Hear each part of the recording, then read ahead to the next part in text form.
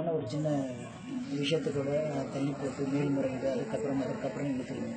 இது மிகப்பெரிய அதிர்வு முடிக்கும். இந்த கேஸை இவ்வளவு அவசரமாக முடிக்க வேண்டிய காரணம் என்னங்கிறது எனக்கு தெரியல.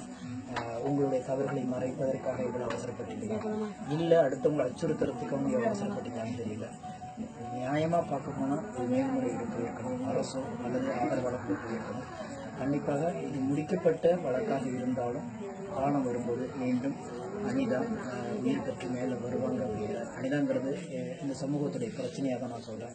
தனிப்பட்ட ஒரு சகோதரியாக பார்க்கல. கண்டிப்பாக அனிதாங்கிற தீ மறுபடியும் கொழுந்து விட்டு எரியும். அதற்கு எல்லா வகையிலுமே என்னை பற்றி உங்களுக்கு தெரியும். வெறும் பாடலாசிரியர்கள் மட்டும் இல்லாமல் சமூகத்தில் எங்கேயெல்லாம் அவலம் நடக்கிறதோ அங்கேயெல்லாம் நான் போய் என்னுடைய பங்களிப்பை கொடுத்துருக்கேன். என்னால் முடிஞ்ச நிச்சயமாக இதுக்கான தீர்வுக்காக வந்து என்னால் முடிஞ்ச அத்தனை ஆக்கப்பூர்வமான செயல்களையும் செய்யணும். இது ஊடகத்துக்காக மட்டுமில்லை. காரணம், இளைஞர்கள் தான் இனிமேல் கையில் எடுக்கணும். இந்த வகையில் நான் எல்லா பிரச்சனைகளையும் எடுத்துக்கிட்டு இருக்கேன்னு உங்களுக்கு தெரியும். அனிதாவுக்கு ஏற்பட்ட இந்த கொடூரமான இந்த நிகழ்வு என்பது இன்னொரு சகோதரிக்கு ஏற்பட்டுவிடக்கூடாது என்பதை ஆசைக்கிறேன்.